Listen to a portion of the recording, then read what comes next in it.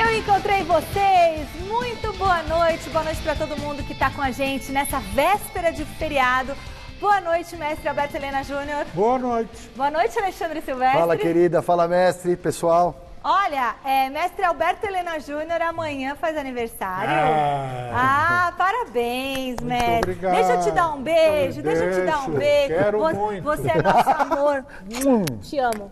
Eu também. Muito, viu? Felicidades antecipadas, Obrigado, mestre, minha enciclopédia você ambulante. Pensa que 15 de novembro é feriado por quê? Que é seu aniversário. Por isso, né, cara? Mais do que justo. Muito Você bom. acha que é negócio de república? Não. Nada, é o nascimento de A mestre sapiência Alberto de mestre. Muito bem. Mas é na data da República também, não? A proclamação da República em 1889. E o senhor também foi mesmo? 1900. Eu? 1989. Pedacinho! Pegou o espírito da coisa. Amanhã, nosso departamento de mídias sociais vai fazer uma homenagem para o mestre Alberto Helena Júnior, que tá linda. E vai estar nas mídias sociais. Eu vou mostrar para ele daqui a pouquinho aqui no celular, porque ele não tem WhatsApp, mas eu vou mostrar para ele. Ficou muito legal. Bom, Gazeta Esportiva está recheada de informações, eu vou ficar sentada. Antes, a gente vai falar sobre tudo que de mais importante está rolando, né, no mundo da bola, mas antes de tudo, dá uma olhadinha nessas dicas. Estamos de volta e vamos girar a nossa equipe de reportagem na rua, acompanhando os treinos de Palmeiras e Corinthians. Começamos chamando José Paes, que está na academia de futebol e tem um aperitivo do noticiário palmeirense. Boa noite, Zé. Oi, Mi, um beijão pra você, um abraço pra todo mundo que tá acompanhando o nosso querido e amado Gazeta Esportiva. Primeiro de tudo, um grande beijo pro mestre Alberto Helena Júnior, os meus parabéns adiantados aí pro senhor, é uma honra trabalhar com o senhor. Muito obrigado pela sua presença na redação, viu? Um beijo enorme pro senhor. A gente tá aqui na Academia de Futebol do Palmeiras porque hoje, aqui no campo 1 da academia, o técnico Mano Menezes comandou mais um treinamento, visando aí o confronto contra o Bahia no domingo, às 16 horas, lá na Boa Terra, lá em Salvador. Daqui a pouquinho a gente vai falar tudo sobre o treino de hoje. Mestre, já adianto para o senhor que o técnico Mano Menezes comandou um treino com 3 volantes. O senhor acredita? Calma. Mas fica calminho, porque só 2 devem jogar. Eu vou falar tudo isso para o senhor e para todo mundo que está acompanhando o Gazeta Esportiva. Daqui a pouquinho, o palmeirense um pouquinho mais animado, um pouquinho mais esperançoso depois do empate de ontem do Flamengo contra o Vasco lá no Rio de Janeiro. É bem verdade que a vantagem do Flamengo pro Palmeiras aumentou em 11 pontos, mas o Palmeiras tem um jogo a menos em relação ao Flamengo. Esse jogo com o Vasco foi uma partida adiantada da 34ª rodada do Campeonato Brasileiro. Daqui a pouquinho eu volto. Vamos então com as informações do Corinthians, lá do CT Joaquim Grava, com o meu amigo Thiago Salazar. É com você, Thiagão. Fala, Zé, meu amigo, boa noite a todos do Gazeta Esportiva. Aqui no Corinthians, Coelho fez testes na escalação do time, ganhou um problema de última hora e ainda teve Thiago Neves, lá em Minas, voltando a falar sobre o desejo de jogar por aqui. Quem sabe para 2020, daqui a pouco eu trago todos os detalhes de todas essas informações direto aqui do CT Joaquim Grava. Michele. Beleza, Salazar, brigadão, viu? E olha, no final do programa, a gente vai mostrar uma reportagem que o Thiago Salazar fez lá no site gazetesportiva.com e ele vai explicar pra gente 5 pontos que mudaram no Corinthians nessas 2 semanas, ou na questão de uma semana que o Coelho assumiu o time. 5 coisas que mudaram muito no Corinthians, tá? Daqui a pouquinho o Salazar volta. Legal. E aí, o que a gente pode esperar de Palmeiras para esse final de semana? Tem Palmeiras e Bahia lá. E temos o Corinthians contra o Inter, não é? Mestre, por favor. Bom, o Corinthians está dando sinais de que melhora, né? Assim como o Palmeiras deu quando o Mano chegou no Palmeiras. Essas mudanças de treinadores sempre oferecem esse cardápio. O time jogando mais à frente, pouquinho mais, também não é um pouquinho mais. O Palmeiras também um pouquinho mais, teve um recuo ultimamente, nos últimos 2 jogos. Mas, enfim, o Bahia perdeu na última partida, aí na última rodada, e eu tenho a impressão que o Palmeiras consegue um bom resultado lá. Mas, provavelmente, um empate, né? E o Corinthians com o Internacional também é exemplo do Corinthians, é muito oscilante, ele vai bem, vai mal. O Corinthians acho que está mais motivado, né, nesse jogo. E nessas circunstâncias, nesse momento do campeonato, a questão anímica às vezes supera o técnico e tático, né? Nós vimos ontem, por exemplo, que fez o Vasco diante do Flamengo. A gente já vai falar sobre isso. Não, eu sei, só... Segure sua ansiedade, mestre. Calma, mestre. É só uma referência. Sim. Então é isso aí. É isso aí. Pode tocar. Vou tocar com a enquete, Vai, beleza? Então é o seguinte, amanhã, Corinthians e Palmeiras, amanhã, às 14h, teremos um dos maiores clássicos do futebol mundial. Não é Corinthians e Palmeiras, na verdade, é Brasil e Argentina. E a gente quer saber de você que nos acompanha e também da nossa dupla de comentaristas, o resultado de Brasil e Argentina, da Brasil, da Argentina, empate não vale. Empate não vale. Entre no site gazetesportiva.com, deixe seu voto. Participe pela hashtag Gazeta Esportiva lá no Twitter, que a gente coloca o seu comentário ao vivo no programa. Manda o WhatsApp 994791633. Vou estar lendo aqui o WhatsApp 994791633.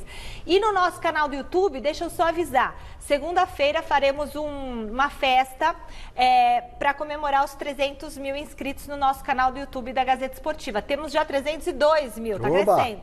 E vai ser num restaurante japonês, viu, mestre? Você gosta de japonês? Sushi, comida japonesa? Japonesa. Então tá convidado. Comida japonesa. Eu não gosto, me ferrei. Não, mas tem tudo, coisa frita, yakisoba, Tudo camarão, bem, eu vou naquele salmãozinho grelhado lá, beleza. E você não tem ideia o que tem no quiche.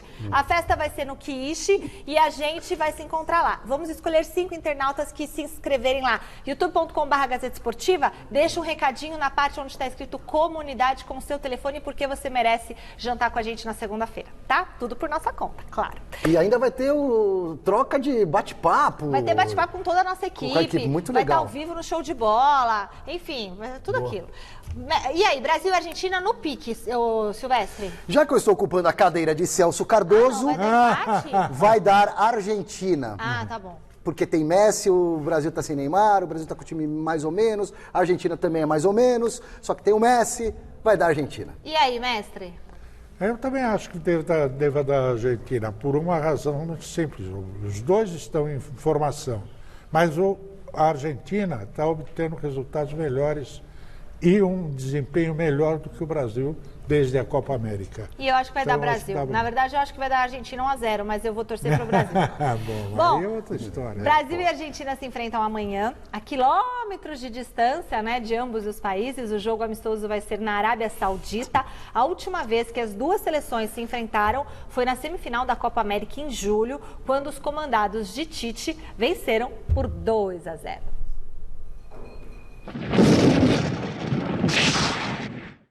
A Argentina, por si só, eu falei da grandeza do clássico, ela teve momentos com o Messi, teve momentos sem, teve momentos de amistosos, teve momentos decisivos, a Copa América recentemente foi decisiva. Um jogo, talvez, de um nível técnico,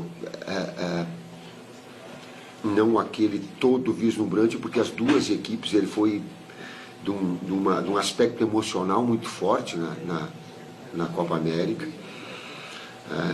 Com qualidade técnica individual, com estratégias dos dois lados. Eu digo que não muda sistema. Surpresa em termos de sistema não existe. É só tu olhar didaticamente os livros, eles te dão. Em termos de estratégia, ela pode modificar marcação um pouco mais alta, liberdade total para um atleta, um jogador de velocidade, um jogador de contenção. Ah, não faz diferença? Faz. Futebol faz essa relação de conjunto. A gente quer fazer um grande jogo amanhã, sabendo do poderio da Argentina. Não sei, tô achando o Tite meio tenso. Olha, o Tite fechou o treino, não divulgou a escalação, mas a gente vai especular aqui o time que deve entrar em campo amanhã contra a Argentina às 14h. Alisson no gol, Danilo, Thiago Silva, Marquinhos e Alexandro na linha defensiva, Casimiro, Arthur e Coutinho no meio campo, Gabriel Jesus, William e Firmino no ataque. Mestre Silva, vocês gostam desse time do Brasil? Vocês mexeriam em alguma posição aqui? Aqui, ó. Bom, ele não convocou jogadores do que atuam no futebol brasileiro dessa vez, mas a Olímpica levou alguns caras importantes aí do Campeonato Brasileiro. Pra mim tá de bom tamanho isso aí, jogo amistoso de seleção brasileira de uns tempos pra cá, não tem a menor importância. eu trocaria muitos jogadores aí. Trocaria, mas pode falar quem? Quem que você trocaria? Eu trocaria o Firmino, poria um ponta habilidoso, Douglas Costa, um Neres. O Neres está machucado, não pôde vir, tinha sido colocado. Mas, enfim, um desses pontas dribladores que o Brasil não vai ter com essa. O Firmino está escalado para jogar de centroavante, se for como está desenhado aqui no Mas nosso o centroavante dele é meio fajuto, né? Porque quem joga mesmo é o Gabriel Jesus. E ele cai para os lados, o Firmino, e nós vamos ficar sem um ponta aí. Não gosto dessa formação com o Casemiro. O Coutinho não é um meia armador, não vai ser nunca. Não? Não, ele é um meia ponta de lança, ele joga lá perto da área, próximo do centroavante e tal. Tá.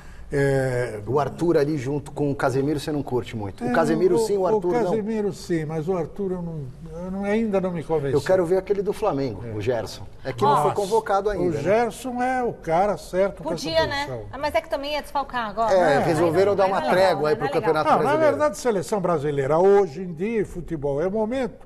Teria que ser o time do Flamengo com 2 ou 3 alterações. Beleza. Mas tem muito gringo no time do Flamengo também. A Argentina chegou só hoje na Arábia Saudita, cancelou o treino, também não indicou o nome de ninguém, nenhum titular, mas os nossos colegas jornalistas argentinos imaginam que o Lionel Scaloni vai montar o time assim. O Andrada no gol, o Foyt, é isso? O Foyt... Pezela, Otamendi, Tagliafico ou Acunha na linha defensiva. Depou, Paredes e Lo Celso no meio de campo. Messi, Agüero e Lautaro. Falei certo, mestre? Alô. Lautaro no ataque. Gosta, mestre? E Silva, gostam desse Gosto. time? Agora por quê, mestre? E vai dar Argentina. Vai Me dar deu Argentina, uma sensação. É um time mais ofensivo. 2-0. Mais leve. Fora o show, 3. Não sei, hein? Eu gosto muito do Lo Celso como armador, canhotinho, habilidoso. Também gosto dele. Fez uma grande besteira o Paris Saint-Germain de ter largado esse jogador, soltado esse jogador. Gosto desse Lautaro, é um belo atacante, faz muito gol. O Messi não precisa falar nada, enfim. Acho que esse time da... E o Tagliafico, é uma dúvida, mas tem que jogar o Tagliafico, está jogando demais. Talvez seja hoje o melhor lateral esquerdo do mundo, né? Eu não entendo o Messi no canto. Essas escalações, eu acho que sempre que ele está no meio, eu também não entendo. O Neymar botam no canto, eu sempre acho que ele tem que estar no meio. Isso aí não é É pebolinho. um posicionamento também para começar o jogo, só depois a movimentação acontece, né? Olha, ontem tivemos um dos jogos mais espetaculares do ano no futebol brasileiro. Quem viu, viu. Quem não viu, vê agora, aqui no Gazeta Esportiva, os melhores momentos. Que susto! Flamengo e Vasco brigaram os mais de 52 mil, brindaram os mais de 52 mil torcedores que lotaram o Maracanã. Foi um belíssimo espetáculo. O pessoal nem tinha se ajeitado direito no sofá quando a bola sobrou para Everton Ribeiro fazer 1-0 para o Flamengo sobre o Vasco no Maracanã. O gol aos 37 segundos era a dica de que esse seria um jogaço. O Vasco empatou aos 33 minutos. Rossi levantou na área, Raul ajeitou e Marrone bateu firme. Flamengo 1, Vasco 1. 2 minutos depois, Iago Pikachu foi derrubado por Rodrigo Caio na área. Pênalti cobrado pelo próprio Pikachu. A primeira virada da partida. 2-1. O Flamengo não se abalou. Em cobrança de falta ensaiada nos acréscimos do primeiro tempo, Gabriel abriu para Rafinha. O lateral cruzou e a bola desviou em Danilo Barcelos para entrar. 2-2. Aos 6 do segundo tempo, Rossi achou Marco Júnior completamente livre na área flamenguista. Vasco 3, Flamengo 2. O líder do campeonato foi atrás do empate de novo. Bruno Henrique puxou o contra-ataque, abriu para Arrascaeta, que devolveu. Um belo gol. 3-3. Bruno Henrique foi o nome da segunda virada. Cruzamento de Vitinho, desvio no meio da área e chute certeiro do atacante flamenguista. 4-3. Mas nos acréscimos, aos 47, chutão para a área. Henrique cabeceou e Ribamar arrancou o empate cruzmaltino. Flamengo 4, Vasco 4, resultado final. Saímos daqui com a sensação que poderíamos ter ganho o jogo, mas também saímos com a certeza que não perdemos e saímos com a certeza que estamos há 23 jogos sem conhecer o que é derrota, e também saímos com a certeza que somos os primeiros classificados com 11 pontos de avanço e que saímos com a certeza que os nossos adversários estão todos muito mais preocupados com o que nós estamos por eles. Mas alguns jogadores do Flamengo se equivocaram no sentido de dizer que eles já são campeões e o Vasco está brigando por nada, obrigando, que os jogadores do Vasco estavam brigando para não cair e que não estavam brigando por nada. A história do futebol ela é bonita porque você tem que conhecer a história de futebol, né? Realmente nós estamos brigando ali embaixo, na zona de... Eu nunca escondi para nenhum de vocês que nós estamos brigando pela zona de rebaixamento ali para manter o time na primeira divisão. Mas, acima de tudo, nós estamos brigando por dignidade. Respeito à tradição do Vasco. Isso é muito importante que os jogadores entendam que eles estão lá ganhando o campeonato. Mas essa camisa aqui tem tradição, tem história. E é isso que os meus jogadores têm que honrar, essa história, essa tradição. Então nós não brigamos pelo título. Brigamos realmente para não cair, para manter o Vasco na primeira divisão. Mas, acima de tudo, nós honramos a camisa do Vasco como eles honram a camisa do Flamengo. Nossa, Luxemburgo! Parabéns, Luxa! Mano. Esse é um discurso pro público, né? Pro vascaíno e tal. Mas a noite foi do malandro. Eu chamo ele de malandro, viu, na intimidade, né? O malandro, então, é ele, o Luxemburgo. Luxemburgo que foi um técnico extraordinário, um longo período. Depois teve problemas aí e não conseguiu desenvolver o mesmo nível de trabalho. E agora, com o Vasco, ele conseguiu levar o Vasco para a situação melhorzinha e tal. E ontem foi um espetáculo. Ontem foi um espetáculo por quê? Porque era de se esperar que o Vasco entrasse em campo com a maioria dos times que enfrentam o Flamengo. Esse Flamengo, sim, Flamengo flamejante aí, era montar uma retranca. Até o Diniz fez isso com o São Paulo na estreia dele, né? Jogou fechadinho. Todo mundo faz. E o Malandro não, o Malandro botou o time para jogar. E jogou, e fez gol, e foi até o fim e tal. É verdade que o Flamengo fez uma das suas piores partidas. O Flamengo jogou muito mal no primeiro tempo. Parte por, acho que uma falta de ânimo dos jogadores, parte pela marcação eficiente executada pelo Vasco.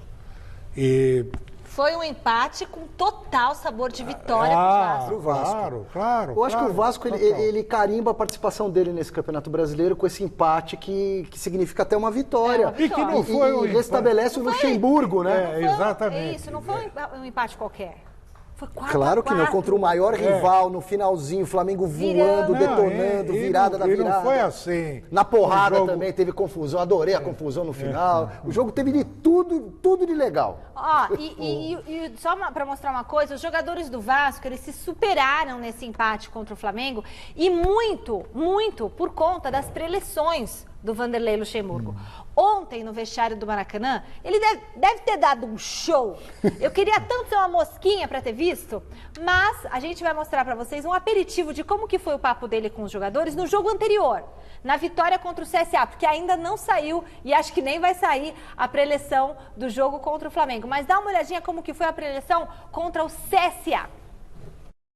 Agora eu falei para vocês que a emoção vem também, não vem?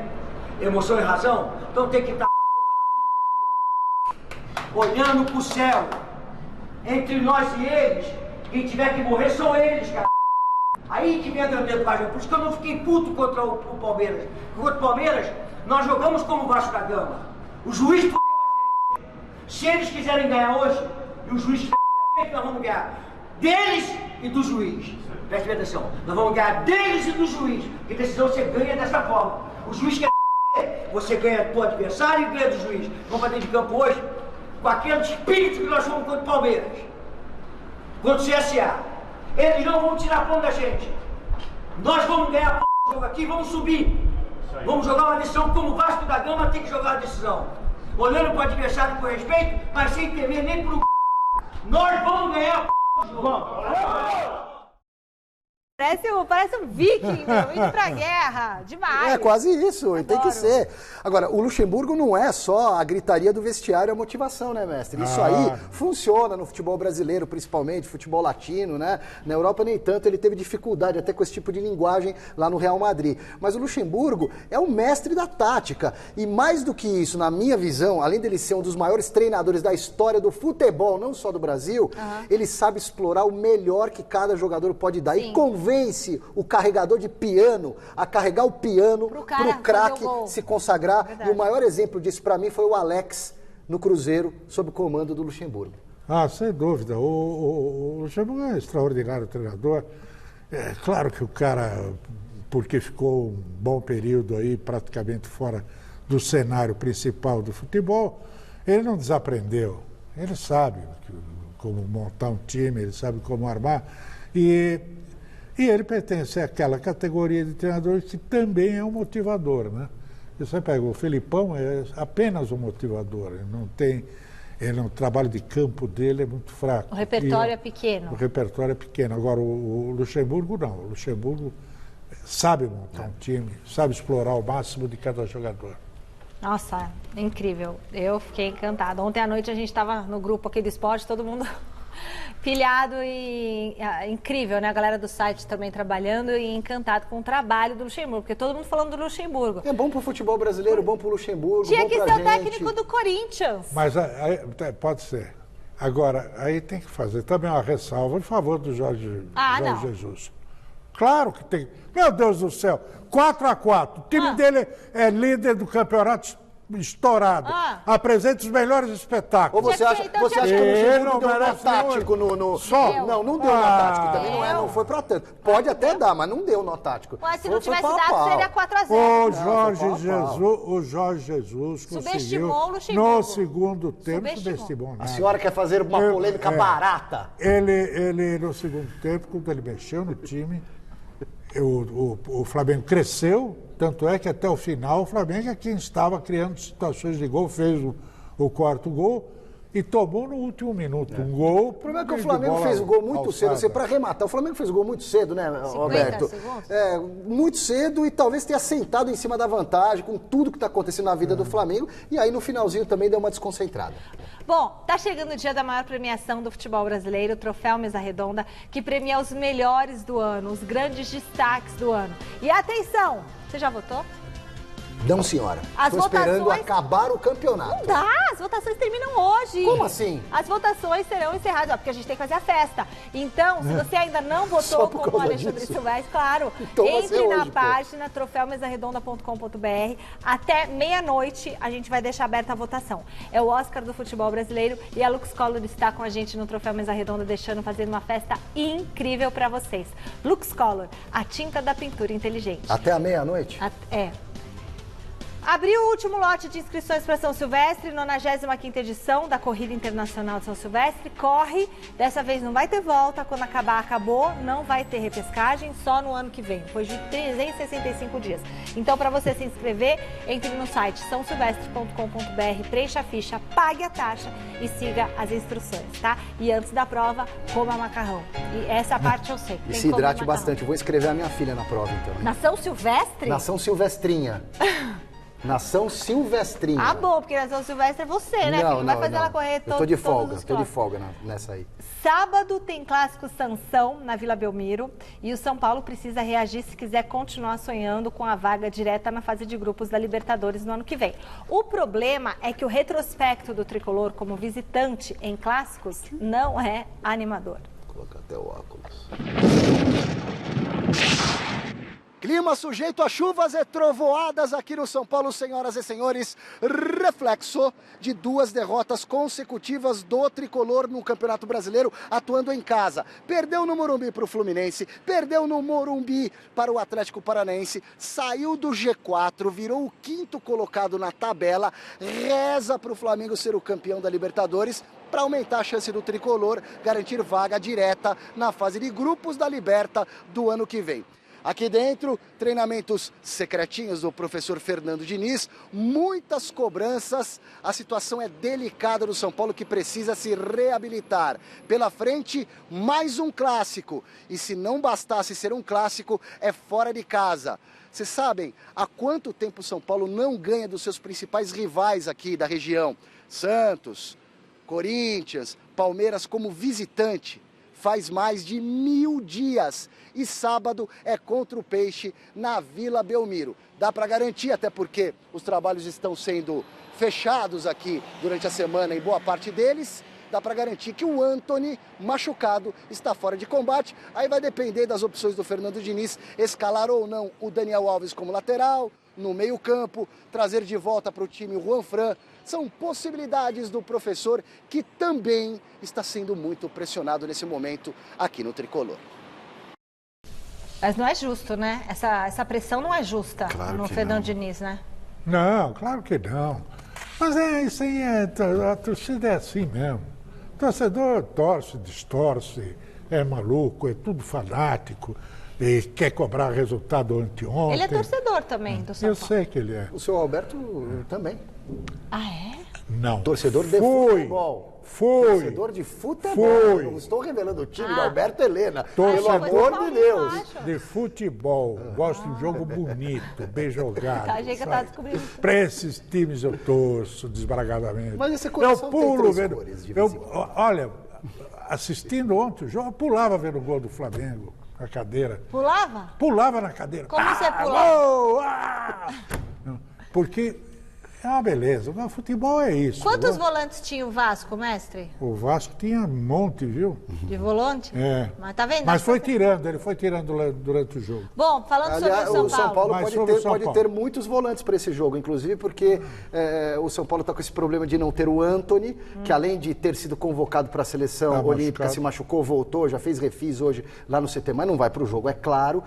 E eu tô desconfiado, Alberto, que o Fernando Diniz não será ousado, não vai colocar um Toró, um Pato lá na beirada e vai meter mais um homem no meio de campo.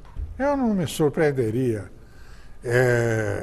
porque a situação do Fernando Diniz em São Paulo é essa, ou ganha ou tá fora, entendeu? Ou ganha ponto ou tá fora. Ele não foi para lá ungido como grande treinador, a confiança de todo mundo. A torcida desconfia, parte da diretoria desconfia, entende? Ele está ali, mas vamos tentar então, vai. Vocês estão falando tanto que o rapaz é ofensivo, tá? Vamos fazer. E ele começou a ganhar uns joguinhos e tal, jogando dentro da medida do possível, e não vai poder desenvolver o trabalho, o que ele tem como projeto de futebol. Acho que está o Santos está mais bem organizado, tem jogadores de melhor qualidade técnica. Então, para o senhor da Santos. Eu acho que está. E você? Para mim, da Santos, se o São Paulo ganhar, eu juro que eu viro São Paulino. Se o São Paulo ganhar, você vira São Paulino? Afe Maria. Quase 3 anos. Aliás, a última vitória do São Paulo em clássico, fora de casa, foi na Vila Belmiro contra o Santos em 2017. É uma vergonha, né? Bom, o DNA ofensivo do Santos foi mantido com Jorge Sampaoli no comando. No entanto, a equipe treinada pelo argentino e protagonista de recorde defensivo. Quem explica tudo isso é o Musetti.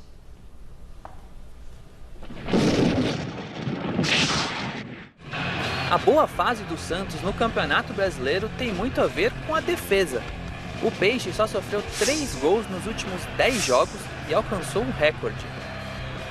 Mesmo com toda a ofensividade de Jorge Sampaoli, o Santos tem a melhor defesa do século. O Peixe sofre, em média, menos de 1 gol por jogo. Não sabia desses dados, mas, fico muito feliz em fazer parte disso, né? E mesmo a gente sendo um time muito ofensivo, que faz muito gol, lá atrás a gente também dá conta do recado, porque não adianta também ter um time desequilibrado, né? Eu acho que o equilíbrio é o melhor jeito, é a melhor forma, né, de ganhar os jogos, de ganhar campeonato, e mesmo a gente não estando em primeira, a gente vai fazer uma campanha excelente. E é na busca por esse equilíbrio entre defesa e ataque que o Santos enfrentará o São Paulo no próximo sábado, em clássico na Vila Belmiro. Um empate já garante o Peixe na Libertadores em 2020. A gente já sempre fala entre a gente assim que a gente não quer G6, né? A gente quer o G4 já. Não sabemos como que vai ser a final da Libertadores, então a gente quer esse G4 para garantir a vaga diretamente. Sabemos que é o jogo decisivo, tem 6 jogos, mas a gente quer já fechar essa Libertadores o mais rápido possível e esperamos que seja no sábado. O São Paulo perdeu os 2 últimos jogos em casa e está pressionado. Mesmo assim, a ordem do Santos é evitar qualquer acomodação. Se eles perderem, eles também dão uma distanciada ali do objetivo deles. E a gente, por outro lado, como eu falei, não podemos acomodar, né? Mesmo vindo de 2 vitórias, não podemos acomodar, temos que jogar como a gente vem jogando, dar nosso máximo. Eles têm a tática dele, a gente tem a nossa. Eu acho que eles têm que se preocupar com a gente mais do que a gente tem que se preocupar com eles, então a gente tem tudo para fazer um grande jogo. Fala. Posso fazer uma pergunta para o mestre? Claro. O Santos está para aprovar ou não, mas enfim, é uma ideia. Fazer uma homenagem eterna para o Pelé, colocar uma coroa, a realeza, no escudo, em cima do símbolo do Santos. Eu acho uma ideia legal, eu sou um cara conservador. E o senhor? Eu acho que seria legal se o São Paulo não tivesse se apropriado desse título de soberano. Soberano é o rei. O rei é que tem a coroa. Soberano no São Paulo acabou com São Paulo. Pois Helena, pelo amor de Deus, nem me fala esse nome que me causa calafrios, cara. Foi a partir daí que o São Paulo começou a declinar. Soberba, né? Partido está soberba. Soberba é a incompetência de todos os dirigentes que vieram desde o Juvenal Juvencio até agora. Mas você gostaria de uma coroinha ali em cima do escudo do Santos na caberia camisa? bem. Eu acho que caberia bem. Seria legal. Eu gosto também. Afinal de contas, é o rei, né? Você não gosta da ideia? Eu gosto da ideia. Eu sou um cara super conservador, com terceira camisa, mudança de escudo, mas a coroa ali em cima do símbolo do Santos, para mim, ia ser sensacional. Vamos voltar a fazer contato com o José Paes, que está na Academia de Futebol, e ter as informações do Palmeiras.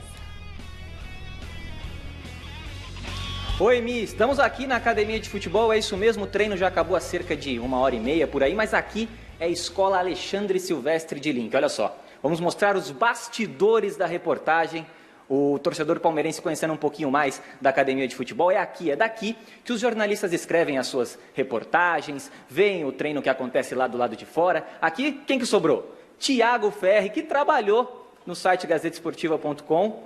E aí, Thiagão, tudo bem? Bem, e vocês, tudo bom? E aí, pessoal? Setorista do lance do Palmeiras sobrou aqui. Eu, Thiagão, vamos trazer as notícias do Palmeiras para vocês. Não, Thiagão? Hoje um treino bastante intenso, treino de defesa contra ataque. O técnico Mano Menezes já planejando aí o jogo contra o Bahia. Vamos juntos aqui trazendo as informações. Felipe Melo volta. 2 jogos de suspensão aí no STJD, já cumpridos. Volta agora contra o Bahia. Pode ser que entre um Ramírez ali no meio, pelo que eu vi no treino. O que você acha? O Ramírez chegou a treinar ali durante a atividade de ataque contra a defesa, o Mano chegou a tirar o Felipe Melo para colocar o Ramírez por algum tempo. Eu ainda acho que o Ramírez não vai ser titular, até porque ele está voltando agora daquele processo de recondicionamento físico, mas realmente o Mano testou isso, também testou os 2 juntos, né?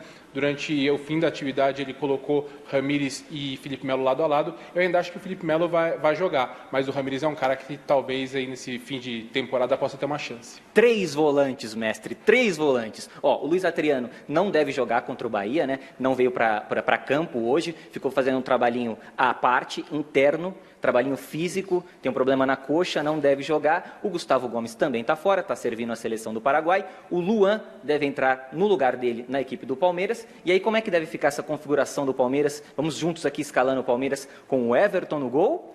Marcos Rocha, Luan, Vitor Hugo, Diogo Barbosa. Agora eu vou no meio. Felipe Melo, Bruno Henrique. E Gustavo Scarpa. Na frente, Dudu. Zé Rafael. E Daverson, porque o Luiz Adriano não joga. Valeu, Thiagão. Muito obrigado aí. Obrigado. Valeu, pessoal. Obrigado. São essas as informações hoje aqui do Palmeiras, viu, Michele? Eu volto com você. Foi um prazer participar do Gazeta Esportiva e até a próxima. Estamos às ordens aí. Brigadão, meu querido. Super beijo, como sempre, mandando super bem. Silvestre, esse Palmeiras com esse treino, como o Zé falou, que foi intenso, defesa, contra-ataque, dá para vencer no final de semana e dá para sonhar com algum título? Não, sonhar com título esquece, o título é do Flamengo. O Palmeiras vai entregar dignidade nessa reta final e pouca confusão para o Mano Menezes ter sossego para virar o ano e montar o time, adequar esse time para a próxima temporada, na qual o Palmeiras precisa conquistar títulos. Foi um ano deprimente para o Palmeiras, mestre Alberto? Foi deprimente esse ano para o Palmeiras? Tipo, de não ter nada, Paulista não ter... Foi deprimente porque deprimiu a torcida. Primeiro houve aquela euforia toda que o Palmeiras, no primeiro turno, lá antes da Copa América, ia ser imbatível e tal e coisa. E, de repente, o time começou a afundar e o Flamengo a crescer barbaramente. É bom lembrar esse detalhe, porque o Flamengo está cumprindo um campeonato em que ele está batendo recordes históricos, né? De gols, de vitórias, série de vitórias e tal. Então ele está fazendo um campeonato extraordinário, portanto, não é que o Palmeiras caiu tanto. O Palmeiras caiu, teve uma queda, mas pouco em relação... Se o Flamengo não tivesse essa campanha extraordinária, o Palmeiras seria o campeão. Helena, a campanha do Palmeiras é tão boa ou melhor do que quando ele foi campeão brasileiro por pontos corridos. Exatamente. Que o Flamengo está fora da curva. Gente, mas é mais um ano, né? Porque eu recebi uma mensagem que falava assim, o Palmeiras disputou o Paulista, não conseguiu. Aí queria comemorar o Copa do Brasil, nada. Brasileirão, nada. Libertadores rodou. Enfim, Mundial, então rodou, mas ainda resta o Natal e o Ano Novo para comemorar, porque não dá para comemorar nada, é dose. Não comemora título, mas o Palmeiras, assim, a torcida do Palmeiras, ela tem que ser menos paranoica também. Claro que o investimento é grande, mas o Palmeiras tem que disputar tudo, tem que brigar por tudo. Conquistar os títulos, eu concordo que o ano não foi dos melhores. Mas diante de tanto investimento... mas o Palmeiras tem que brigar pelos títulos. É jogo, o jogo se perde. O Palmeiras não ganhava nada. O Palmeiras voltou a ser campeão brasileiro, Copa do Brasil, fazer frente nos clássicos. Deu um up. Um up desde a chegada do Paulo Nobre. De 2014, 2015 pra cá, o Palmeiras melhorou muito, gente. Volta, Paulo Nobre. Sabe? Então, eu acho que tem um pouco de paranoia nessa história. Bom, mas tudo bem, tem que ganhar um título pelo menos, né? Tem que ganhar, porque senão o que fica? O que importa é vencer, gente. O que importa é importante disputar. O importante é participar? É competir, mas ganhar também, né? Quando tem tanto investimento assim, tem que ganhar também. Olha, girando a nossa equipe de reportagem, agora vamos para o CT Joaquim Grava com o noticiário do Corinthians. Fala, Salazar. Oi, Michele. Boa noite para você mais uma vez, a todo mundo do Gazeta Esportiva. Agora a gente está aqui na área interna do CT Joaquim Grava, porque lá fora, nos campos, já está tudo muito escuro, por isso que a gente veio aqui para dentro. E hoje, quando a gente estava chegando aqui no CT para acompanhar o treino do Corinthians, fomos surpreendidos com uma notícia que vinha de Minas Gerais.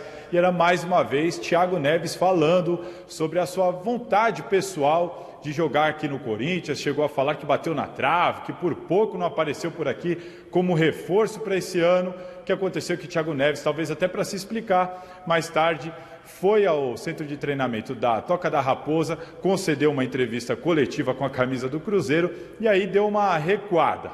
Vamos ver. Não, nada demais, ele só perguntou se eu tinha vontade de jogar no Corinthians. Vontade todo mundo tem de jogar no Corinthians. Corinthians, Flamengo, Cruzeiro, um time grande, Palmeiras, todo mundo tem vontade de jogar nesses times. A minha, eu falei no começo do ano que teve o interesse do Corinthians, mas eu tenho contrato com o Cruzeiro, eu renovei esse ano, tenho mais um ano que vem e ainda tem a possibilidade de ficar até 2021. Então, vontade sempre vai existir, mas eu estou aqui já há um tempo, não tenho intenção de sair, tenho um bom contrato, sou feliz aqui em BH, então não estou feliz no Cruzeiro também, mas não penso em sair do Cruzeiro.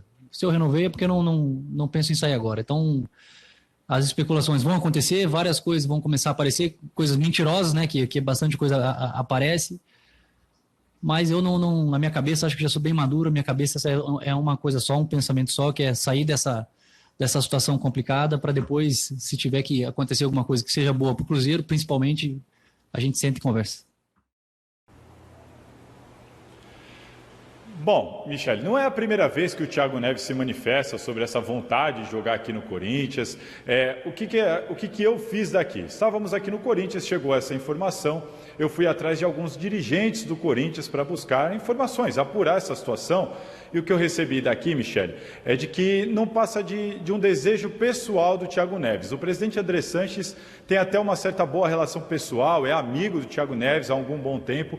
E o que o pessoal aqui que trabalha no Corinthians, os dirigentes do Corinthians me passaram, é de que não passa disso. O Thiago Neves sempre teve esse desejo pessoal. O Corinthians lá atrás até já manifestou algum certo interesse, eles estão sempre conversando, mas de que não há nesse momento, ainda o futebol a gente sabe como é que é importante falar nesse momento, não há intenção do Corinthians em contratar o Thiago Neves para 2020, ele que tem contrato até o final do ano que vem lá com o Cruzeiro. Então, vamos falar da partida de domingo às 6 horas da noite, o Corinthians enfrenta o Internacional na Arena, jogaço, jogo confronto direto pela vaga na Libertadores, os dois times têm 49 pontos e o Corinthians tem desfalques para esse jogo.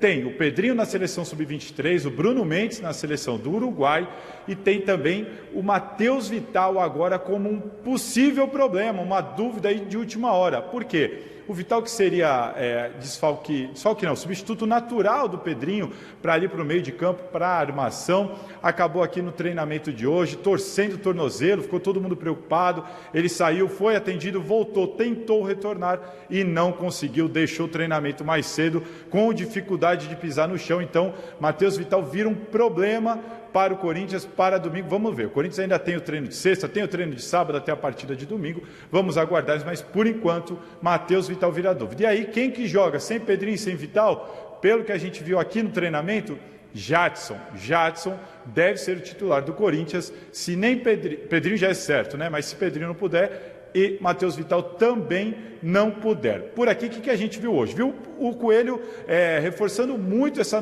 sua nova estratégia de jogo, saída de bola, o Cássio muito exigido na saída de bola com os pés, o time sob pressão, e nós vimos o Coelho fazendo vários testes na escalação. Então, muitas dúvidas do técnico interino do Corinthians na escalação. Ele colocou o Sornosa de segundo volante, depois colocou o Ramiro.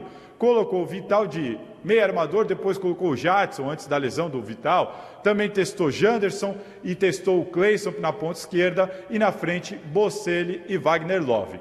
Cássio, Fagner, Manuel, Gil, Danilo Avelar, Ralf e Júnior Urso foram os únicos que não saíram em momento nenhum, então devem ser aí os garantidos de Coelho. Aliás, Cássio e Fagner, que desfalcaram o time nos 2 últimos jogos, voltam, estão recuperados das lesões e voltam. Além deles, o Everaldo pode ser uma novidade. O Everaldo não joga desde 25 de agosto, fez uma cirurgia no pubis e o Everaldo aqui treinou normalmente, deve ser novidade no banco de reservas para domingo, Michele.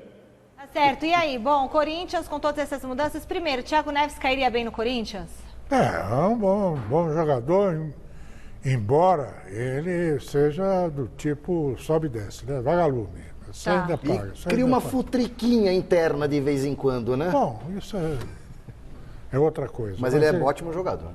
Ele joga bem. Agora, eu acho que o Corinthians tinha que... O Coelho devia aproveitar esse pouco tempo que ele tem aí para treinar o time, meter bronca no time. Põe o Janderson na direita. Espera aí, presta atenção. Janderson na direita, o Cleison na esquerda, um centroavante que pode ser o Love ou qualquer outro. Um volante só. Um volante só. Que pode ser qualquer um deles, Ralf, Gabriel. O Gabriel nesse jogo aí não pode. Aí o Matheus Vital, como meio armador, e o Pedrinho, por dentro. Pedrinho jogando por dentro. Que ele cria, e ele chega, e ele bate bem. Meia. É isso aí. Se ele fizer isso, eu acho que o Corinthians vai pegar. Ele fez um pouco disso já, já melhorou. Mas tem que meter bronca. E mestre, o Salazar, o Thiago Salazar que vocês viram aí, ele fez um levantamento das 5 principais diferenças do trabalho do interino Diego Coelho em relação ao antecessor Fábio Carille até aqui. Vamos colocar no ar, na tela, para o Salazar comentar aí ponto por ponto. Então, começando pela formação tática. O segundo ponto é a relação com o elenco e as entrevistas, né? Primeiro, formação tática. Vou falando todos, depois ele comenta. Depois, ó, formação tá, já foi. Número 2, segundo ponto, relação com o elenco e as entrevistas, isso mudou bastante. Número 3, terceiro ponto que mudou, treino, mudou bastante. Quarto ponto, escalação do time. Quinto e último ponto, o ambiente no Corinthians. Agora a gente joga para o Salazar para ele dar uma comentada nessa questão e discutir aqui com os colegas do estúdio sobre esse levantamento que você fez dessas mudanças no Corinthians, Salazar.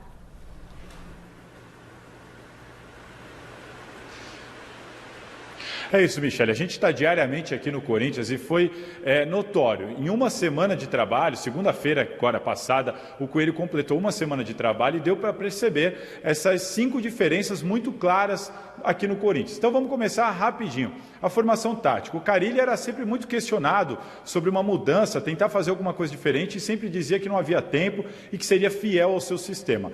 O Coelho, com apenas um treino com o time titular, apenas um treino, ele mudou completamente esse jeito de jogar. O Coelho, inclusive, nesses 2 jogos já superou o Carille com o time com número de passes trocados, posse de bola e finalizações a gol. É um time que põe 10 jogadores dentro do campo de ataque, faz uma linha de 3 zagueiros quando está com a bola para infiltrar o seu lateral direito, então mudou completamente o jeito de jogar. Na escalação, colocou o Bocelli de fato como titular de centroavante, colocou o Gabriel para dar mais dinamismo no meio campo, Pedrinho, que tanta gente pedia no meio, foi escalado no meio e agora até Sornosa como segundo volante, então ele também mexeu na escalação.